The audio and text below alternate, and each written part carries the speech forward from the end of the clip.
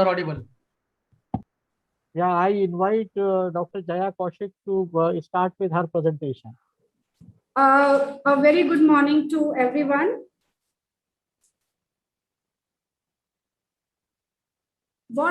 Today I'll be discussing about the development of limbal stem cells. Yes. Am I able to be seen? Yes, doctor. Yes. You're audible Right. and visible. So, to begin with, how the limbus and stem cell they develop in intrauterine life and post-uterine life, it is very, very important and historical in development of the stem cell treatment. As we know, stem cells are naive cells and they are functionally undifferentiated. They can self-renew and differentiate into other cells types in the body. In time of active growth, they remain quiescent. But when there is any injury, these stem cells they can repair tissue and restore function. The limbal stem cell represent a quiescent cell population with a proliferative capacity. And these cells reside in basal epithelium of the limbus, known as cellular niche or limbal stem cell niche, which is also known as palisades of Vogt. There are certain interesting facts about limbal stem cells. These, the limbus has diverse developmental origin, and the origin remains enigmatic because of complexity and heterogeneity of the stem cell. The certain features make them unique because undifferentiated error-free proliferating cells, and these are present in all self-renewing tissues as quiescent cells. They are approximately 0.5 to 1% of total cell population with long lifespan. They have long cell cycle time also, and they have capacity to divide in symmetric or asymmetric manner. The important landmark in history related to limbal stem cell development was in 1971, Devenger and Evanson, they found limbus of the cornea is root of corneal epithelial proliferation and migration.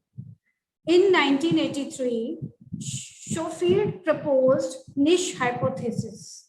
In 1986, Shermas et al. Found the limbus of cornea was deficient in expression of RK3 corneal keratin. In 2005, Dua et al. Reported the presence of limbal epithelial crypts and proposed that they also harbor limbal stem cell based on the histological examination of human limbus. As we all know, the ocular surface consists of two different types of epithelial cells, conjunctival and corneal. And although anatomically continuous, these epithelia comprise two distinct cell populations. The corneal stem cell, they reside in the limbus. And the microenvironment of the limbus is very, very important in maintaining stemness of the limbal stem cell, which acts as barrier to the conjunctival epithelial cell, preventing the migration of the conjunctival epithelial cell onto the corneal surface. And that is how the cornea remains clear, and it is the important thing in the perceive of the clear visual aperture. So as we know, the limbus is 2 millimeter wide zone, and it harbors the niche of the corneal epithelial stem cell. And this niche is known as the palisades of Vogt. As we can see, these structure can be clearly visualized under slit lamp examination. And under higher magnification, when one can clearly see the undulated and structure of the limbus. In hematoxylin staining, the limbus can be seen as undulated folded structure with with intervening stromal tissue embedded into the limbal epithelium. So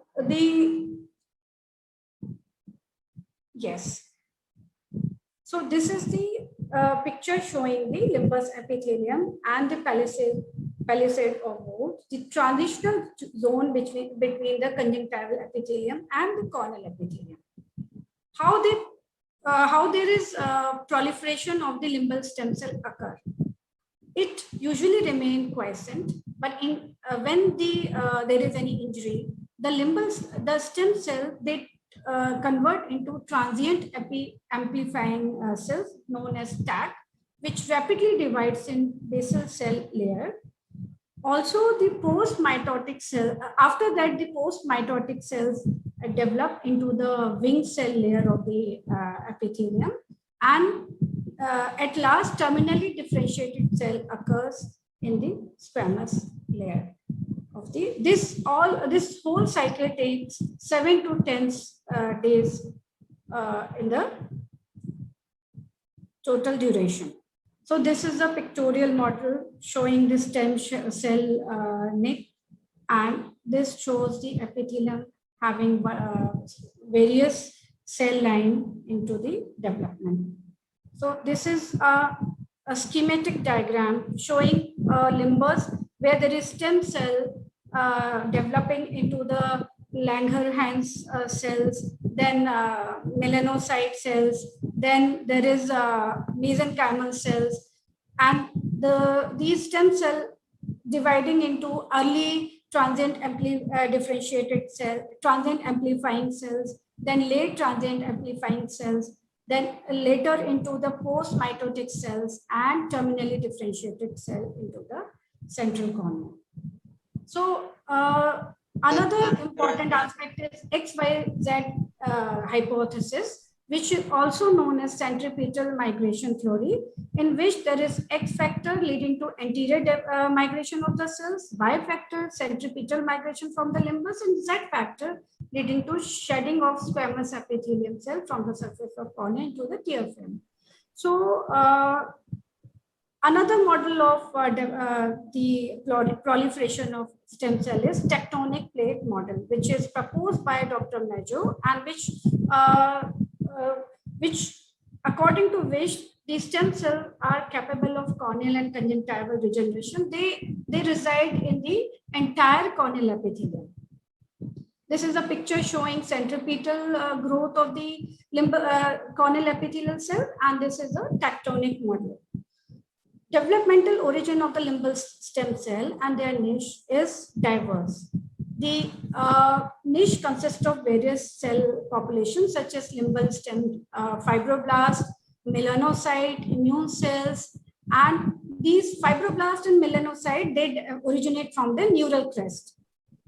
And this is the picture of the limbus having multiple the vessels, undulating blood vessels. This is different from the cornea because of high vascularity known for providing nutrient to the developing cells.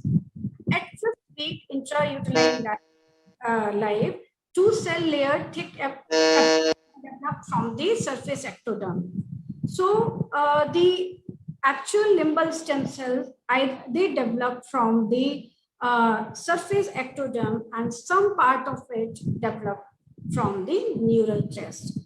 So basically there is a complex development, and the limbal stem cells, they develop from surface ectoderm and the periocular mesenchyme cells.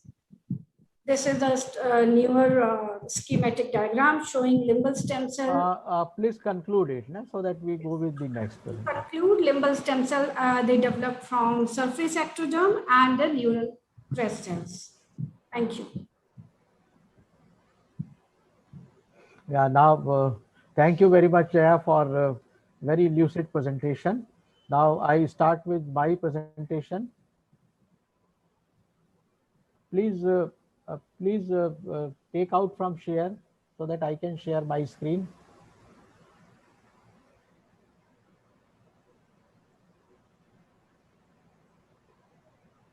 Yeah. Good afternoon, ladies and gentlemen. And good beginning is always better. So Professor Jaya has done wonderful job. So we have the limbal stem cell. She has already described the various characteristics of the limbal cells. And the most important for a evidence-based medicine is to identify and demonstrate stem cells in your out product actually. And for that we have certain specific mechanisms. Yeah. Am I audible? Yeah, audible. Yeah. Thank you. So we have this scanning laser scanning confocal microscopy. Then there are the electron microscope, and we have various markers which has come up in last decade or so to identify the stem cells in uh, subsequent after procedures. So in electron microscopy, it gives a beautiful high magnification uh, presentations of the basal cells like it is seen here, corneal, central corneal epithelium, various histological structures are nicely visible, and right up to the cytoplasm contains ribosomes and tonofilaments are seen here. You can identify limbus from the other corneal cells in electron microscopy, and right as in the peripheral corneal changes, Bowman's membrane, basal limbal epithelial changes, all those are absolutely visible. The next step which comes forward is the laser scanning confocal microscopy, LSCM. It is better than the electron microscopy, the uh, second generation of the advancement in identifications and analyze the ultra microscopic structures of the stem cells. Now, what exactly is being done in this LSCM procedures? It enables in vivo analysis of cell morphology of the ocular surface, especially of the all corneal layers, and normal limbal epithelial characters and structures are also seen in this particular method. Here this device, this is a water immersion objectives and permits an automatic J-scan determination of depth of the focus of the cornea. There is a high contrast digital images with a field view of 300x into 300, which is very high magnifications with a clear high definition digitalizations. The lateral and transverse resolution is up to the 4 micron changes can also be seen. And these are the highlights of LSCM procedures, that what all details you can see on this on the corneal epithelium and the conjunctival epithelium. The subject is too vast, so I can just give an overview. Otherwise, each and every aspect of this LSCM electron microscopy and marker needs too much deliberations and time. These are the applied aspects, and here you can see that various susceptible limbal stem cell वो deficits. आप uploaded है Dropbox चल रहा है green है There is some bombarding from the other side of the fence. Then you have the suspect limbal stem cell deficiencies, which is highlighted here. Partial limbal cell stem deficiencies on LSCM. You can see on the central cornea presence of bright conjunctival type of reflectivity attributable to underlying subepithelial fibrosis with clusters of corneal type of uh, epithelial cells. And here is this in on LSCM, you see this is a total stem cell deficiency. So it's a beautiful device to correlate clinical presentations with the real histological appearance, which we miss in a normal histological appearance.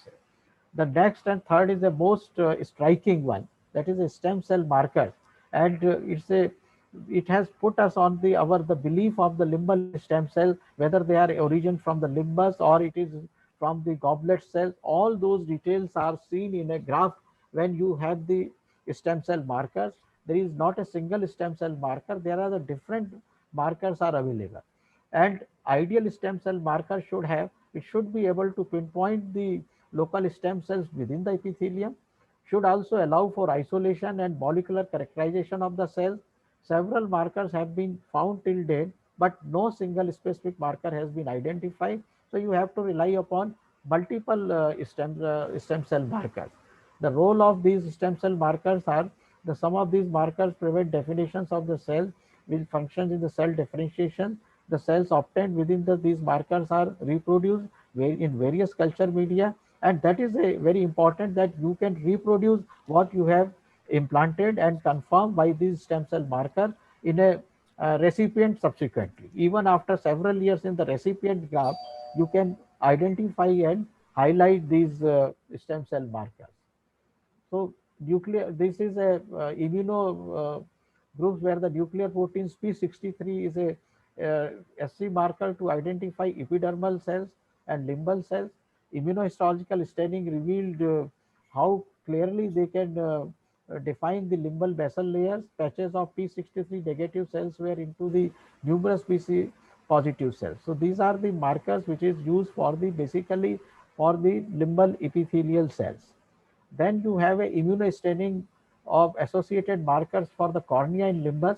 These are the very different, the integrin alpha 9, EGFR antibodies, transferrin receptors, CD17MB. All these markers are able to identify the central corneal cells in the limbus as well as in the most corneal cells, how it has been find. I know this topic is little vast and difficult to understand. These are the other group of immunostaining of differentiation associated with markers in the cornea and limbus, cytokeranin K3, evolucrin antibodies, and E-cadherin. These are the markers. Those are basically related with the superficial epithelial cells they identify in the subsequent recipient material from where it has been obtained.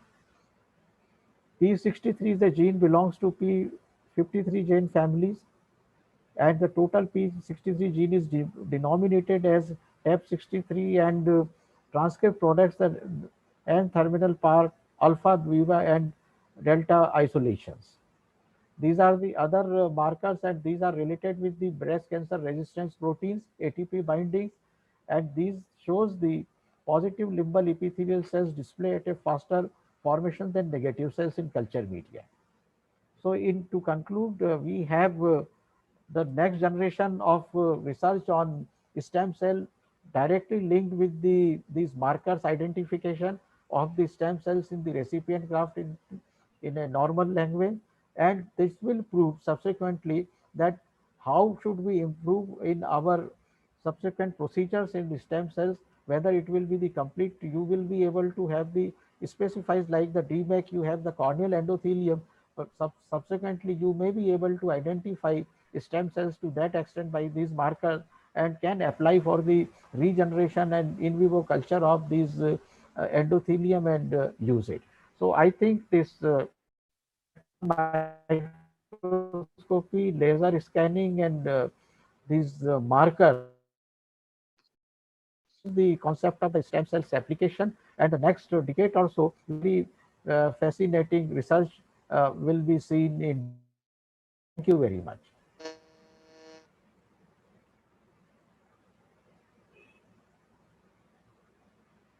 Thank you.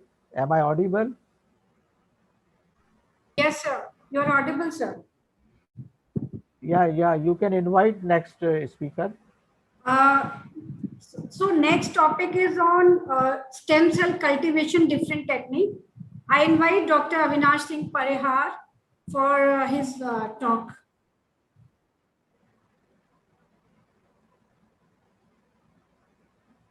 Dr. Avinash Singh Parihar.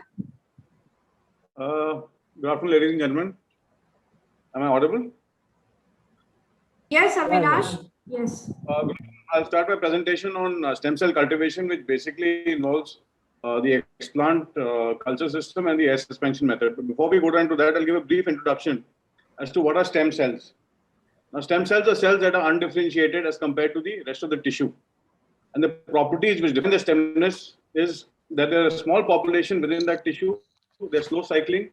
They have an unlimited capacity to renew, and they undergo asymmetric division, which means that one of the daughter cells becomes a stem cell and the others continue as transient amplifying cells as we see in the limbus. The last but not the least, they're highly chronogenic within the culture. So these are some of the properties, and this is the background which I'm basing my talk on. And as we know, the limbal stem cell disease is characterized by a triad, which is the corneal tissue undergoing conjunctival changes, which is known as conjunctivalization, vascularization, and chronic inflammation, which presents as pain, watering, and photophobia. Now, there are various ways to combat this. However, stem cells cultivation have found a niche as far as the treatment of this particular condition goes.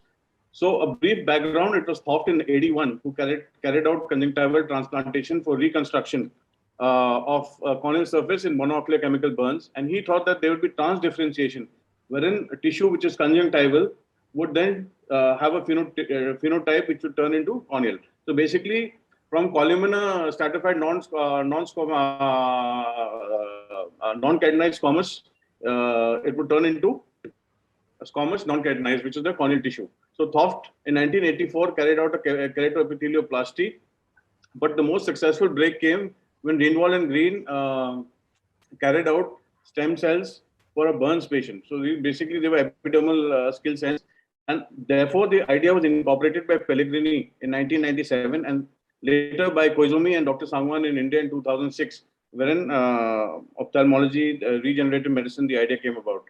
So limbal stem cells are all the cells in the limbal area stem cells? No, they are not. They are a certain subset of the population of the stem cells which reside in the basal area, which are stem cells. And how do we define them? What are their markers? My previous speaker has already delved into the markers, so I'll not go directly into the markers. However, we must understand that the limbal basal epithelial cells express keratin. Now, keratins are basically intermediate filaments. They are proteins which could be type 1, which is acidic, or basic type 2, or intermediate filaments. So these cytokeratins are found in certain areas. For example, the limbal basal epithelium would have K5 and K14, whereas the more transdifferentiated squamous cells, which have the cornea, would be K3 and K12, and K12 will be more specific. Going further, the limbus. So how do the corneal, conjunctival, and limbal epithelia differ? This has already been discussed. However, the limbus acts as a barrier between the cornea and the conjunctiva. The corneal cells, which are squamous non-keratinizing cells, and the conjunctival cells, which are the bulbar conjunctiva, that is stratified columnar non-keratinizing cells and have goblet cells. So basically the limbus acts as a barrier and prevents these cells from migrating across from the conjunctiva onto the cornea. If they do, as in limbal stem cell deficiency, then we get conjunctivalization of the cornea. So limbus is an intervening tissue, and it is a barrier. On the corneal side, it is a termination in the basement Descemet's membrane, and on the conjunctival side, it is around 1 millimeter from the cornea. Now, though the cells, the superficial cells of the limbus are quite similar to that of the superficial cells of the rest of the cornea, what differs is the basal cells. They are unique in that they are smaller and that they are less columnar and have more mitochondria. They also have undulations which go into the stroma, which are apparently thought of to be known as the palisades of Vogt, where the stem cells reside. Also, the limbal supporting matrix has vessels and lymphatics, which is of course not there in the clear cornea, and also has unmyelinated nerve fibers. So this particular difference may act as a niche for the stem cells to reside. So palisades of Vogt have been in vogue for a long time. They were described, first noted in 1886, described in detail in 1921. However, we are still not yet clear as to where the stem cells are exactly. So they're distinctive. Yes, in every individual, they may be seen differently, and they are unique to each individual. But, however, they're more discrete, younger, and more darkly pigmented individuals, and they're more pronounced at the inferior and superior limbus, more inferior than superior, and less so on the horizontal areas.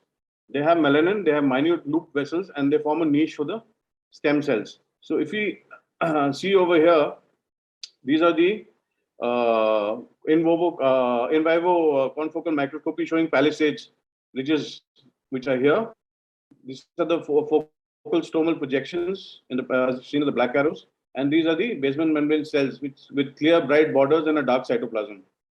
So continuing ahead, lymphoglyphics, because they are probably peculiar to each person, this would be in probably more melanin, person who has greater amount of melanin as compared to European who would have less melanin. So these are peculiar, and as I said, the limbus stem cells reside in a limbal niche. This is Schofield's hypothesis, which was given by him, and this is very important. We must understand that is the microenvironment which decides what happens to the cell. So the stemness of the stem cells is decided by its microenvironment, just not by the cell itself. So what is this? It involves the extracellular matrix, the cell membrane associated molecules, and the cytokine dialogues that happen, which maintain these cells in that particular state. So it is the niche that drives the colony cell state, and it has the ability to impose stem cells on more differentiated cells. So going by this, there are certain subsets which are holocones, meroclones, and paraclones. Now, holocones are cells which have the greatest capacity to replicate, but only a very limited population of them would divide, and they retain their stemness. However, paraclones on the other end, the other extreme, these cells have shorter replicative cycles, and they differentiate or transdifferentiate much more quickly, like would be with the transient amplifying cells. Meroclones are intermediate in between the two. So if we take, for example, lenticule from a cadaver, this tissue have more paraclones than holocones, and this is important. We are all aware of the XYZ hypothesis, which was proposed by Toft in 1983, wherein the amount of squells that are being desquamated should equal to the amount of cells that are being regenerated by the stem cells, as in the movement which is centripetal as well as apical. So the limbal stem cells translate into transient amplifying cells, which are in the suprabasal layer, which turn into post-mitotic cells, which are there as wing cells or terminally differentiated cells, which are seen superficially. So main topic is, why do we culture stem cells? We can just take a graft from the other eye or from another donor. The reason this is because lesser tissue is required, number one. It is autologous, so lesser amount of post-surgical immunosuppression required, saves costs and the side effects. Less chances of iatrogenic limbal stem cell deficiency in those people who have either previously undiagnosed partial limbal stem cell deficiency, or they require a larger graft. Thirdly, the advantage of this is that you can regraft in case of a failure, and the cell cultured may be stored in a cell bank. So human amniotic membrane, or HAM, has been used as a biological membrane to transfer these, to grow these cells as a substrate. And the reason for that is we are very aware of already its biological properties, and that it is immune privileged. Okay, it has anti-inflammatory properties, anti-fibrotic, anti-scarring active, and antimicrobial effects. However, its mechanical properties are determined by the way it's stored in. Stored as a fresh. Hello. Conclude kar do. Can I continue? Kar do. Sir, sorry to conclude, say, please. but actually the time is up. But you can sum up within the next 30 seconds, please. It's Okay, time. I'll just sum it up with the culture techniques. What substrate do we use as a carrier? Do we use intact versus epithelially denuded AMG, explant versus suspension of cells, and airlifting prior to transplantation?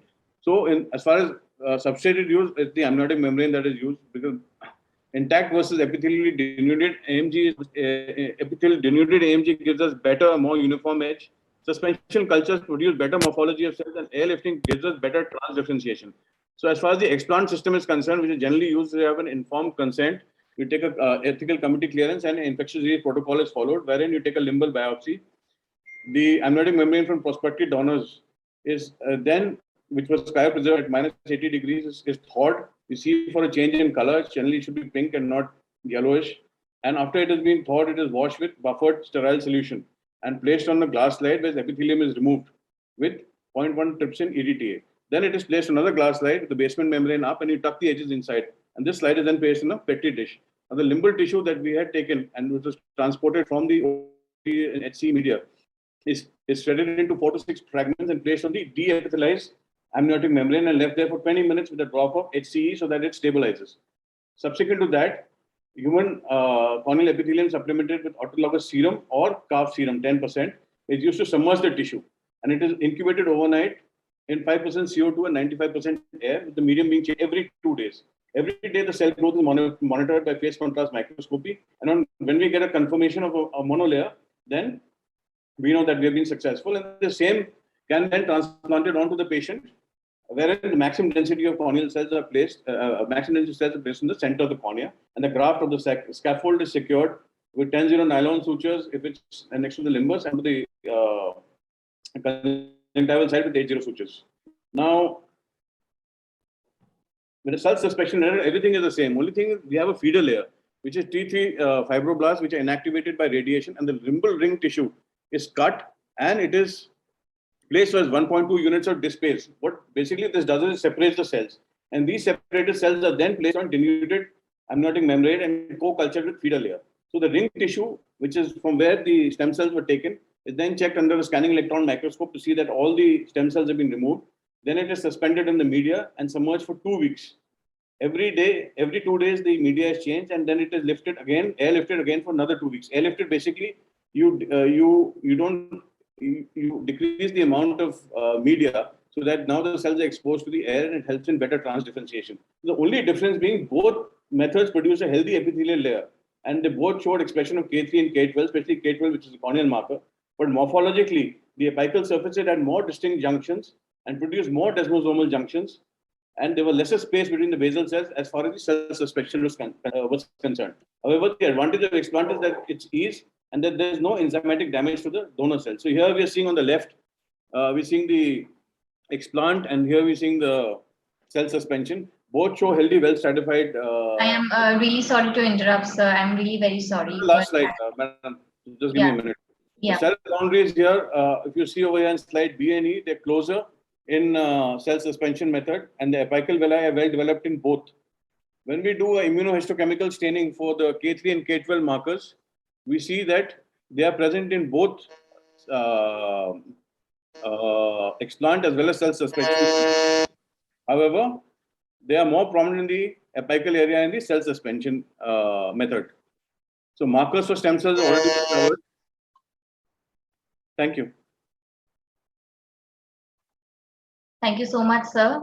I would request the chairperson to please call upon our next speaker. Thank you, Avinash, for a wonderful presentation. Now, the next speaker is Dr. Vaibhav Kumar Jain. I would request Dr. Vaibhav to come and speak on his topic.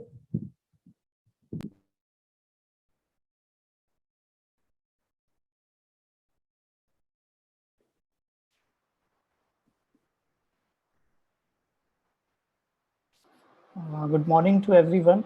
My topic is classification of limbal stem cell deficiency.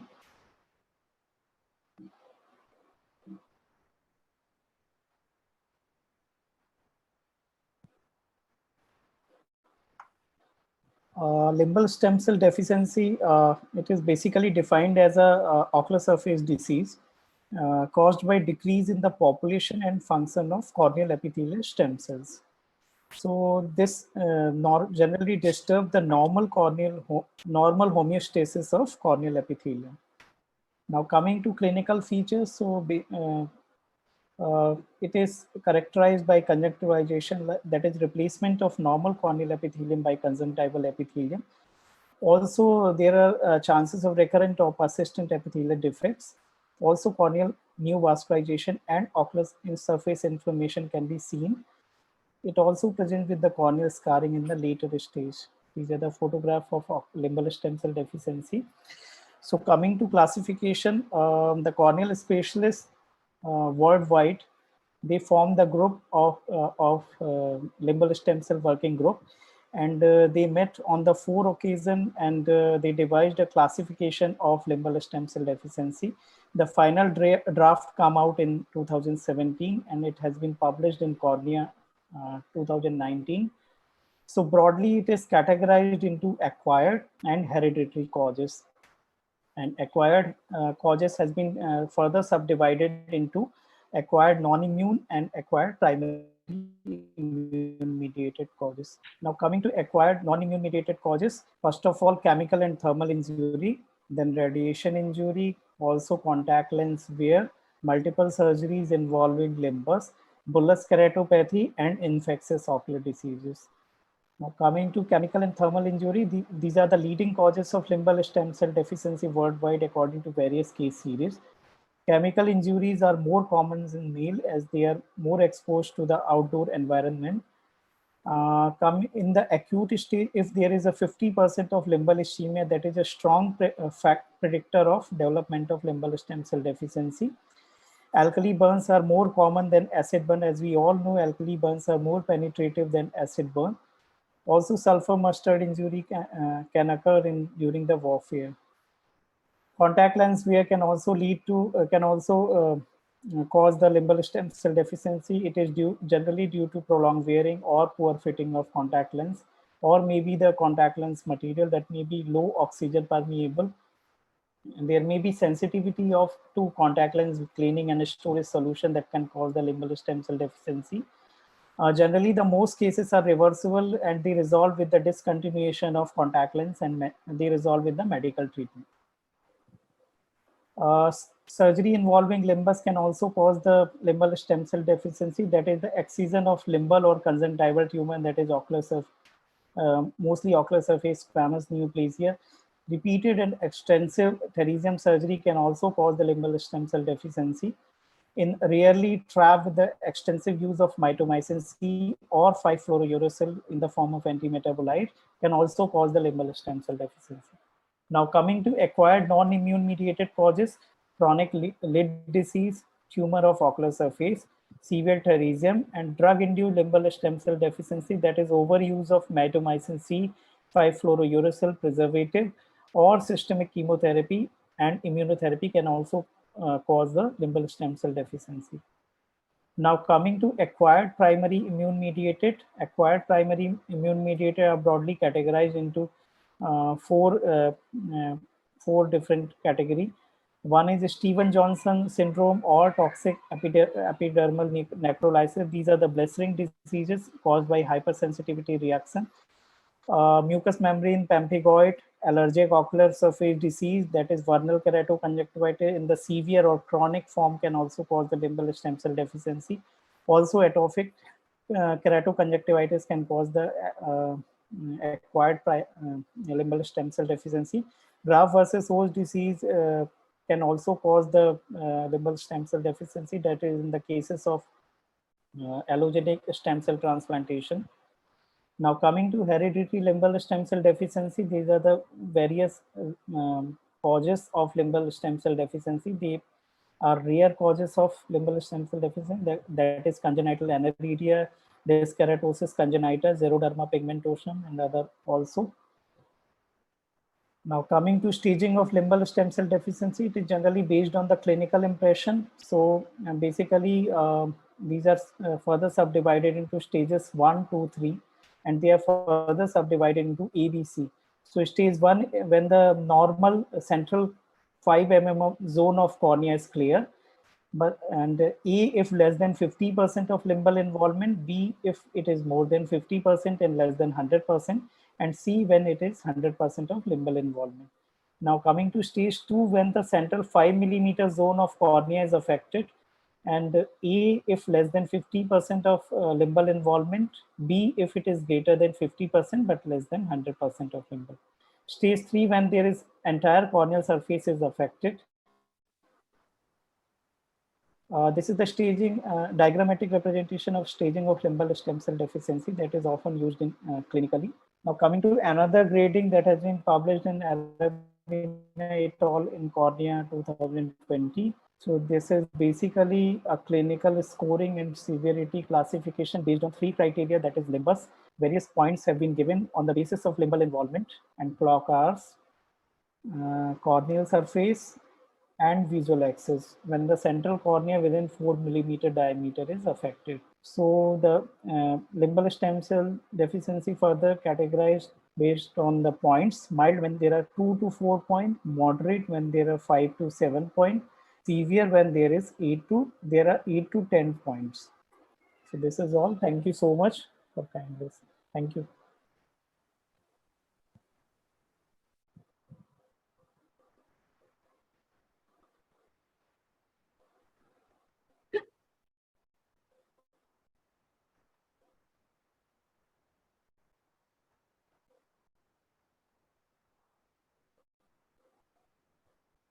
Thank you so much.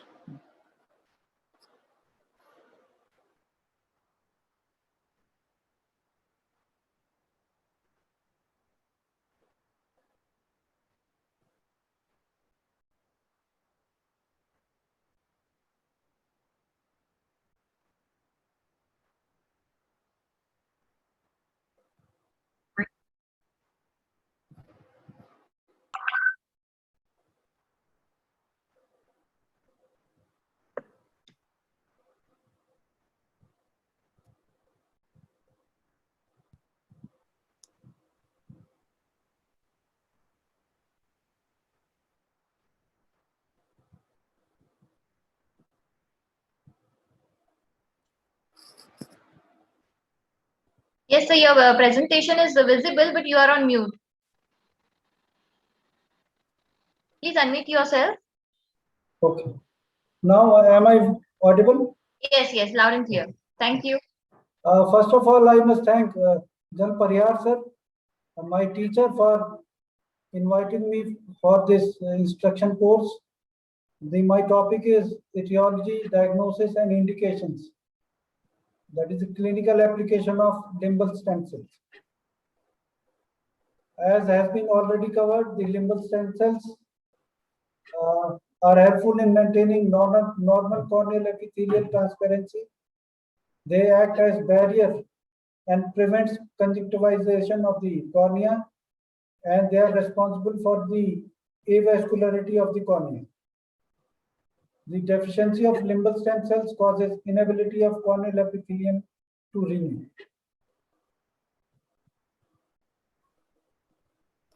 The most common causes of limbal stem cell deficiency includes thermal or chemical burns to the eye, the multiple ocular surgeries, cryotherapy, radiation, radiotherapy, the contact lens use if not done properly, topical medications, autoimmune disorders like Stevens-Johnson syndrome, mucous membrane pemphigoid, pterygium, infections of the cornea, hepatic or trachoma, atopy, aniridia, then the congenital and hereditary causes like aniridia, scleroderma, and a large number of diseases. In addition to these, idiopathic causes are large chunk. Few common causes like aniridia, you can see in this picture, pterygium, then sequelae to chemical burns causes limbal stem cell deficiency, then Stevens-Johnson syndrome, ocular cicatricial pemphigoid, OSSN. For diagnosis of all these cases, the purpose is to find out what is the cause of stem cell deficiency, confirm the diagnosis, to know to which extent is this stem cell deficiency is there, to stage it, and to plan the management. As far as the investigation, the diagnosis is concerned, it is of mainly two types: clinical diagnosis and laboratory diagnosis. The diagnosis is crucial in these cases because these patients with severe corneal stem cell deficiency are poor candidates for conventional corneal transplantation. The common symptoms include tears from the eyes, blepharospasm, photophobia, decreased vision, recurrent episodes of pain in the eye because of the epithelial breakdown, and contact lens intolerance. These patients have tear film dysfunctions which can be detected by testing the tear meniscus or tear film breakup time. Also, these cases have dull and irregular reflex of the corneal epithelium thickness and transparency. In addition to this, there is conjunctivization of the cornea. In earlier cases, initial cases, it is partial, and later on, it involves the whole of the cornea in diffuse manner. There can be vascularization of the cornea, either superficial or deep. There, in the severe cases, one sees persistent epithelial defects which cause pain in the eyes. In the later stages, one can see pannus, infectious keratitis, thinning or melting of the cornea, calcification, and keratinization. The severity can be tested by a rough estimate can be made by the corneal staining. In normal cases, the cornea is almost clean with no corneal involvement. And in mild cases, there is stippled staining of the cornea. Then in the moderate cases, there is vortex type of keratopathy. And in severe limbal stem cell deficiency, there is persistent epithelial defects.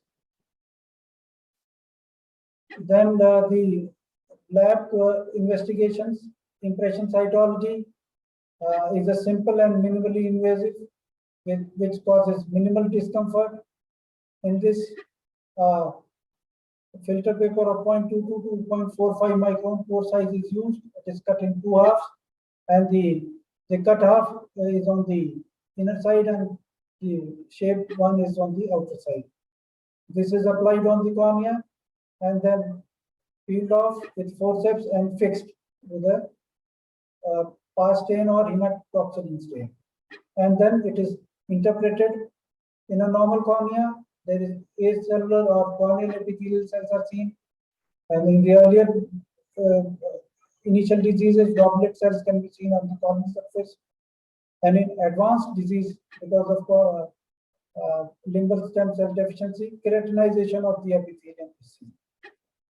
However, this requires expert ocular pathologists, microbiologists, and ophthalmologists for interpretation. It cannot differentiate between dysplasia. These are the various types of. Second is the immunohistochemistry, the biomarkers CK3, CK12, CK19, and MUC5AC. In addition, ASOCT is of use. In these cases, next is the confocal microscopy.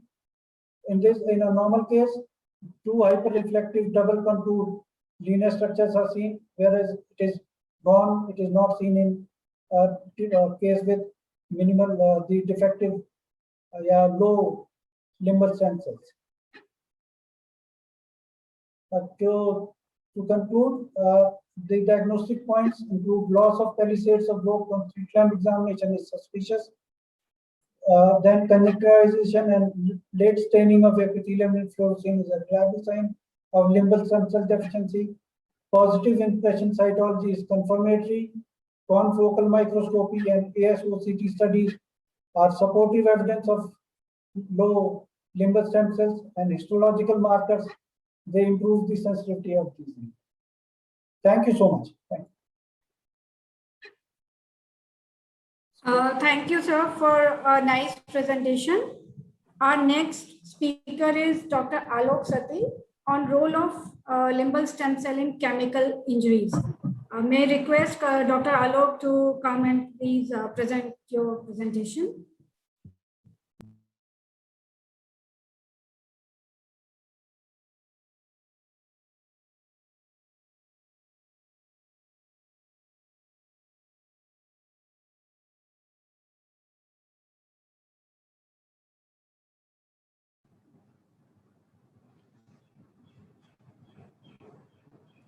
I hope my screen is there. There is full screen. Yes, Alok. Yes. Yeah. So good afternoon, everybody. A very warm welcome from our institute.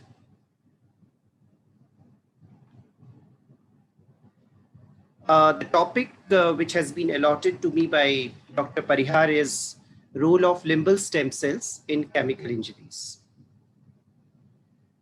Firstly, I would like to dedicate this entire talk to my mentor, Dr. Sangwan. We all know that this is an older concept, about the limbal ischemia. Earlier, the chemical injury affection on the limbus is being depicted by limbal ischemia. But this limbal ischemia is a very transitory feature. At times you have chemical injury and you have limbal ischemia, but this doesn't signify that you are having limbal stem cell deficiency. So that's how a newer concept has now evolved as limbal involvement. And this limbal involvement we assess by doing the staining of the limbus.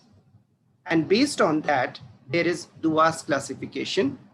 And according to this classification, if we have grade 1 to 3 injuries where the limbal involvement is less than 180 degree, the other limbal stem cells which are there at the normal site, they have the potential to cover the corneal epithelium of the affected site. However, if we look into the classification from grade 4 to grade 6, this doesn't fulfill. there is not enough limbal stem cells that can cover the corneal epithelium. So that's how we develop sometime a partial limbal stem cell deficiency or sometime a total limbal stem cell deficiency. So I will sail you through one of the case scenario. This is a girl, 12 years old girl, which we have got. And this girl, if you remember, she's having 12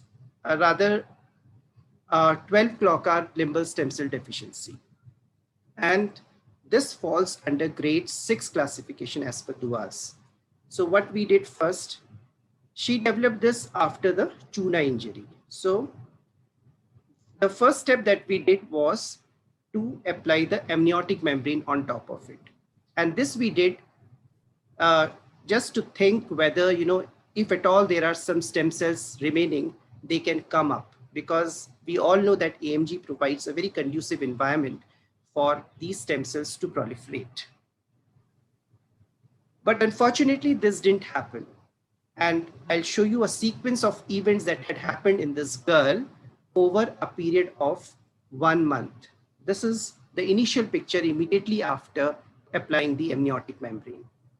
This is day 3. You can very well appreciate that, superiorly, now the conjunctivization has started taking place. This is day 7, the inferior one. This is day 21. You can very well appreciate that most of the cornea is being now covered by the conjunctival epithelium. And ultimately, this is day 30. So the entire conjunctiva has taken over the cornea. And this is a nature's attempt to prevent the corneal melting. But this is how it looks at. So what are the treatment options for this girl? We thought of doing conjunctival limbal autograft, but we all know that it is associated with LSCD in donor because we have to take more than 6 Klockars. So this option was out. Then we thought of doing CLET, which is a cultured limbal epithelial transplant, but unfortunately we do not have lab facilities. So again, this is out. So what was left to us was simple limbal epithelial transplantation. So what is this technique? This is basically, in this technique, what is done is the limbal tissue pieces, which are containing presumed stem cells, they are placed on denuded cornea. And then these cells migrate and help in replenishing the corneal epithelium. This is the concept. Like we place the limbal pieces on the amniotic membrane on the cornea, and this is how they proliferate gradually, and ultimately they cover the entire corneal epithelium, including limbus. So this is a short video which I would like to show you how this procedure is being done. So this is how we are retrieving the donor conjunctiva, basically donor tissue that is we are retrieving. We are retrieving the limbal piece. We have to go to a certain depth to retrieve this limbal piece. And this we do with the help of crescent, using Vanna scissor. Normally we take 1 Klockar of it, and this is the recipient eye, the other eye of the same patient. It is very important to remove this pannus, but since we have implanted AMG in this patient before, so it was very easy for us to separate the pannus from the cornea. But this was really a very thick pannus.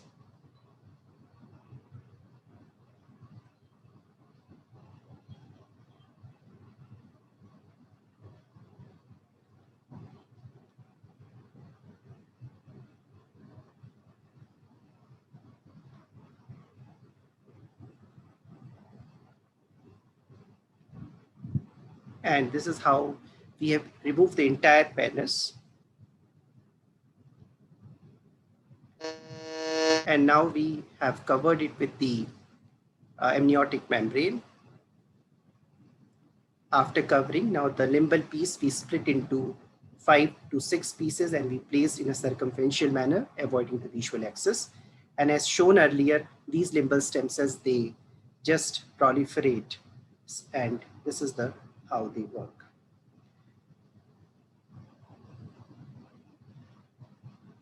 So this was the post-op day 7, the photograph which you can see here. And this is how the post-op period is there. And this is the last picture at 6 months, a clear cornea. But the issue with this classic technique, we all know, is the displacement of limbal pieces, especially in children. And you can very well appreciate here that these pieces have been displaced. So what we did, we innovated a technique where we implanted the limbal pieces directly onto the bare cornea, and then on top of it, we placed the amniotic membrane. And this technique has worked quite well, especially in children in 2 of our cases. And we have recently published also this, which will come in August publication of IGO. So take-home messages: in early stages, unaffected limbal stem cells restores the corneal surface. An attempt to be made to preserve as many limbal stem cells as possible, either by AMG or medical management. But if one fails, of course, the restorative technique like SLET in chemical injury shows wonderful results. Thank you.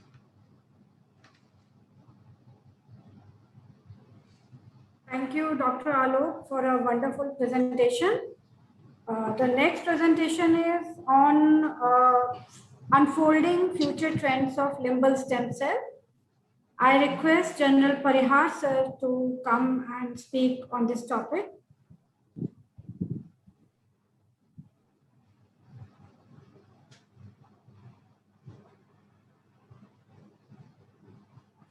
I think sir is busy with the other Yes, side. sir is not there in the meeting. Can we move on to our next speaker, please? Sir is the last presentation. Okay. Sir is having the last presentation. So, Okay. Till then, for a while being, you can have a discussion on any Yes. other topic. I'll connect to the sir, or else you can connect to him and just get an update. Is he joining, or is he having a bad network over there?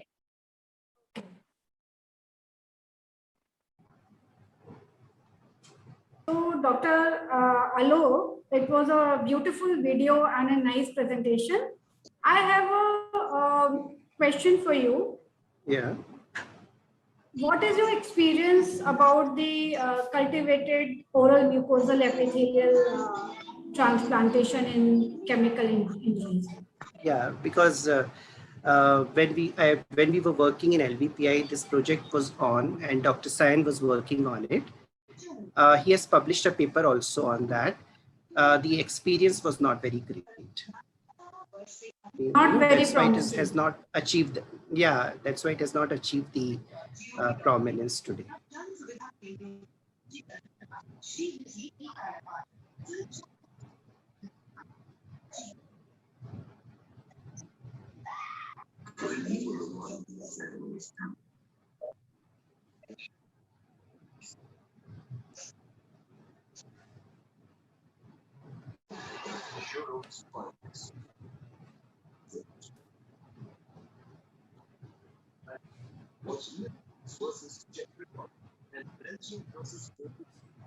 Yes, Jaya, you can shoot the questions. To connect to sir, so that if he wants to come, or we continue with the discussion.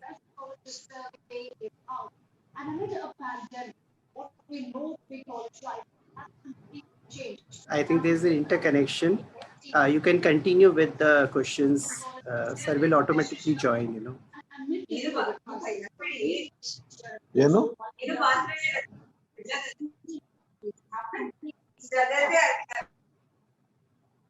Dr. Avinash? Yes. So what are your experience in handling pediatric chemical injuries in armed forces, like where you are serving? So do you encounter chemical injuries with the pediatric age group, especially lying? So when I was, not so frequently, because I guess the environment that we are in, people are much more aware. But in Bombay, yes, I had a 10-year-old with a bad firecracker injury in a very confined place, which affected both his eyes. So for that, we had done his whole cornea was tattooed in one eye. And for that, we had done an AMG, and we had the results were pretty good. We had no, like, same as RNR, we were not culturing any limbal stem cells.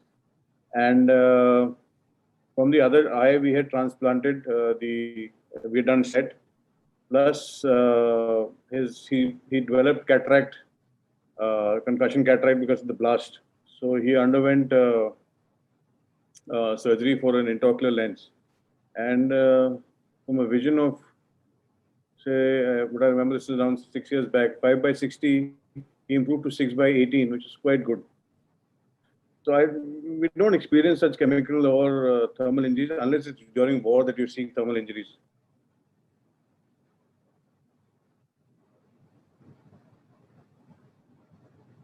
But I hope we start this limbal stem cell culture, especially in the more apex institutes, that we can have our own stem cell bank. So when I was in Port Blair, GV Pant as an institute, the government institute, they had a stem cell bank, but it was redundant and for years. So if you wanted even an AMG, it would come from, or cornea, it had to come from Chennai, which is closest. So of course, we were not doing transplants, but yes, amniotic membrane definitely was asking. So it used to either come from Bombay, Bachuali, or from Chennai.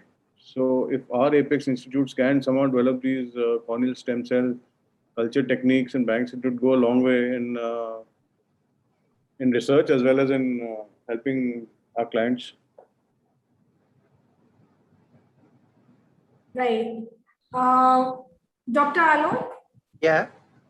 So, what is your experience now handling various kind of chemical injuries? Like I have seen myself, we worked together in AFMC. So there we managed lots and lots of chemical injuries in younger age group.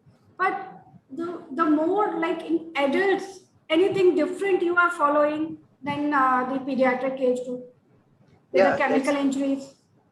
Yeah, firstly, I would like to answer Avinash point about the Apex Institute cultured one.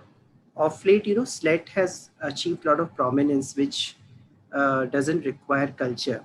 So I think instead of going for the CLED, now the SLET has come up in a big way. This is how the concept of limbal stem cells has evolved over the years. So even if you don't have lab facilities, you need not have to worry about it. You can do it even without the lab facilities, and you are doing wonderful work. But we can very well do a very great work without lab. So lab is not required nowadays. That's what we think. Second, the point of JAS is any difference between the elderly and young population? Yes, of course, because young population, what we have now come to the conclusion that it is always better to put the limbal stem cells directly onto the cornea and then put the AMG on top of it. Or we can do the sandwich technique in children, because there the chances of displacement of limbal pieces is quite high. So that's what we do. And we have recently published also one paper since we have innovated this technique at our center. In ophthalmology, beside limbal stem cell deficiency, managing with the corneal diseases, what is like I would like to ask that experiences in other retinal diseases or other conditions where the stem cell have promising role?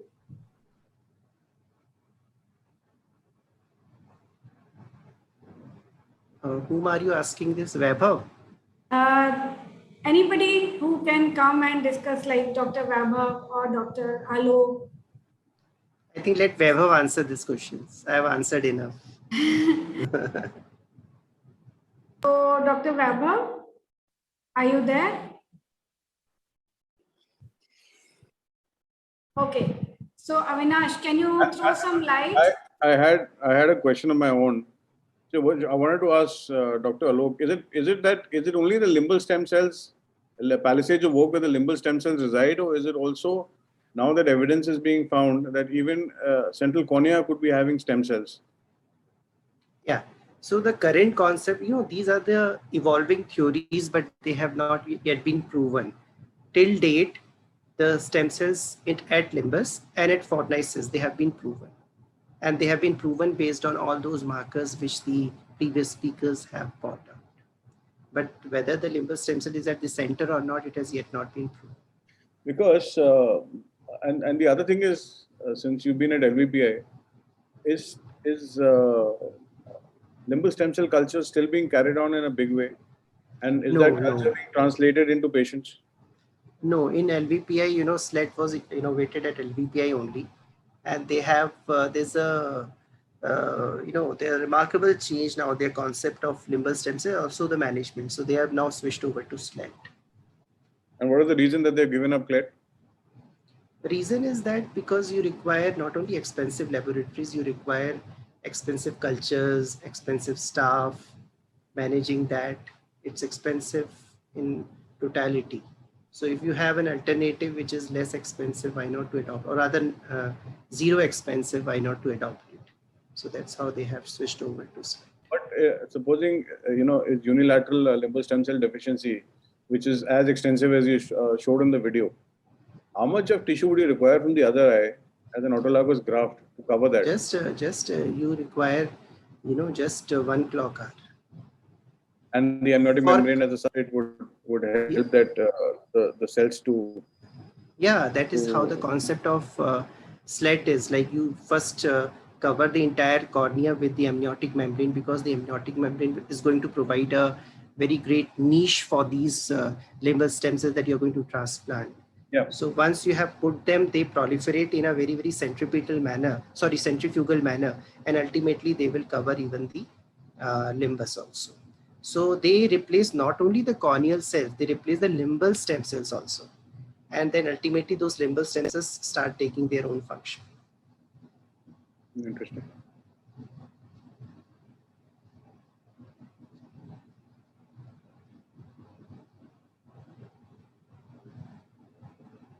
Yeah, anything?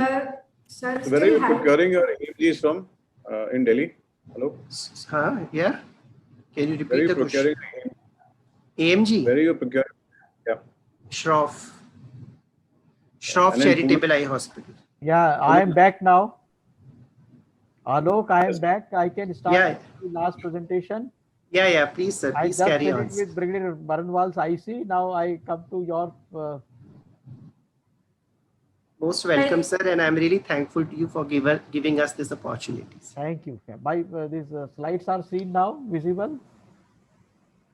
PowerPoint is visible now. Yes, sir. Yes, sir. Thank you very much for shouldering the responsibilities and beautiful presentations. I found that new generation is, second generation is much better than the first generations. Their clinical acumen, Alok, Avinash, Jaya, Brigadier Baranwal, they all are doing fantastic job.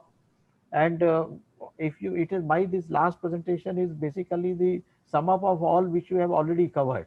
As we all know that there is a tremendous development in the last decade on the several techniques on ocular surface stem cell transplantations and handling the various diseases of pterygium and all other corneal pathologies are managed in such a beautiful way.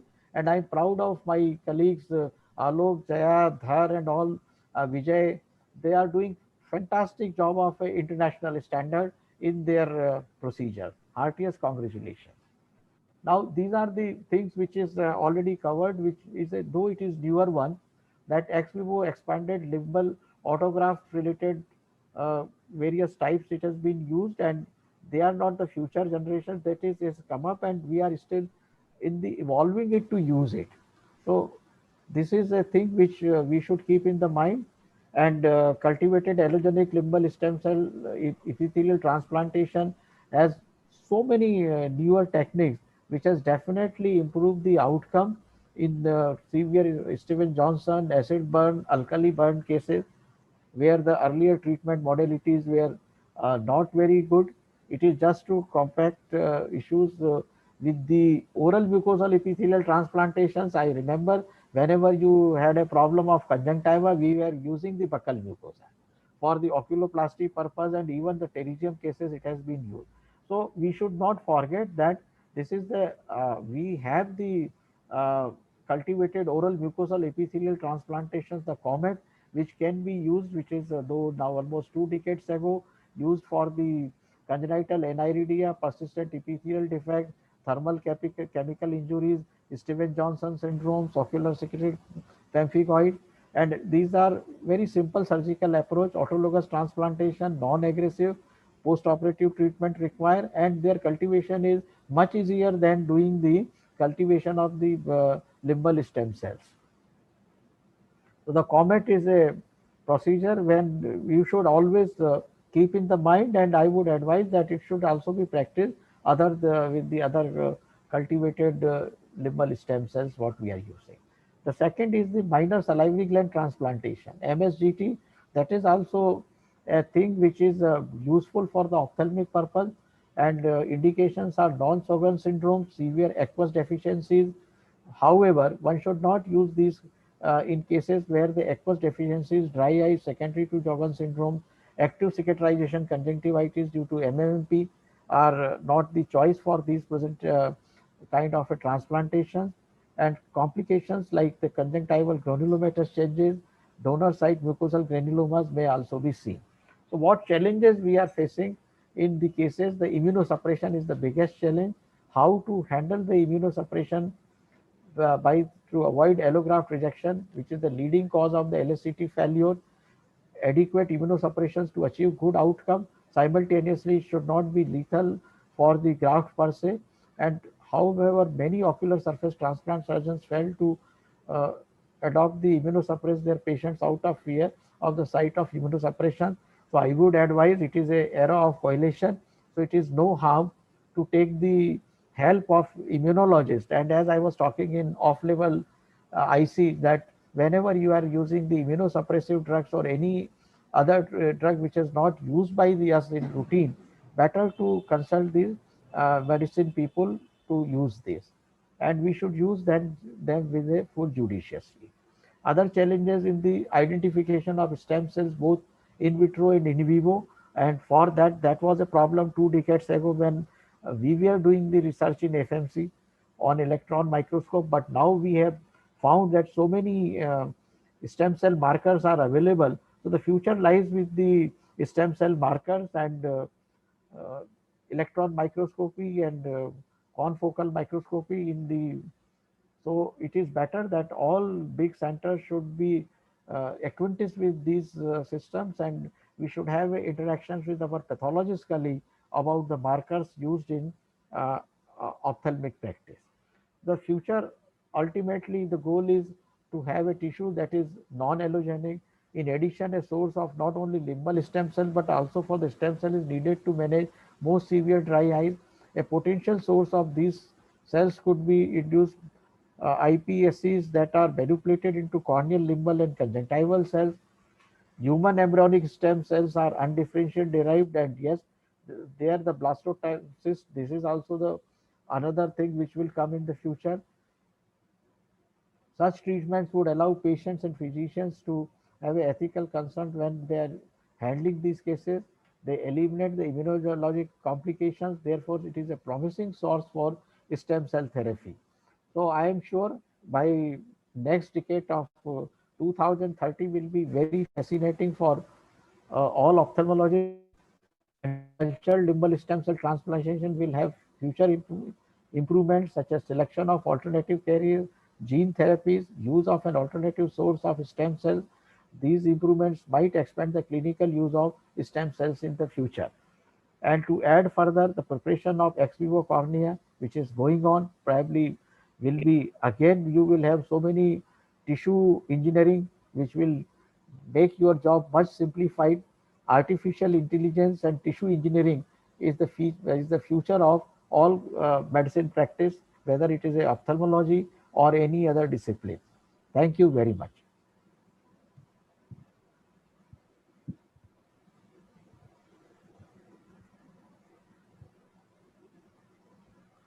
Yeah, now we can go ahead with the conclusive.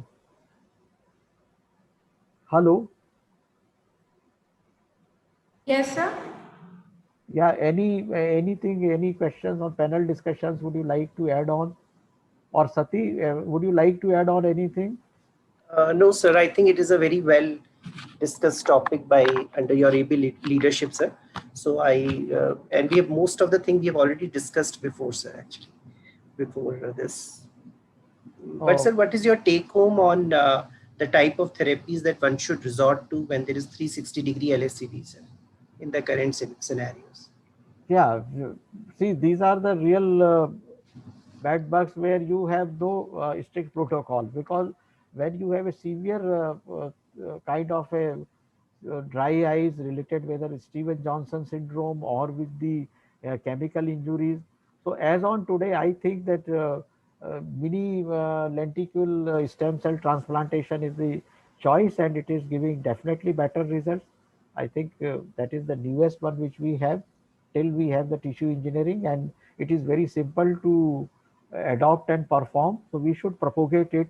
I think that is very important. Second, you will start using immunosuppressive drug. In fact, in 90s and 2000, we have been using very commonly in corneal cases and stem cell. But of late, it has become much popular. Thank you, sir.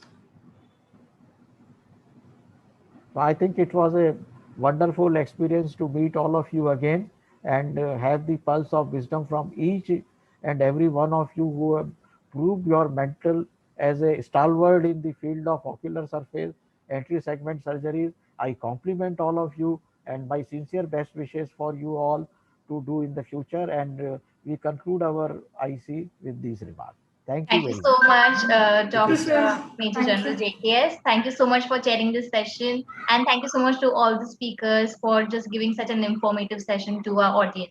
Thank you so much for being part of the session. Thank you so much. Have a nice day ahead.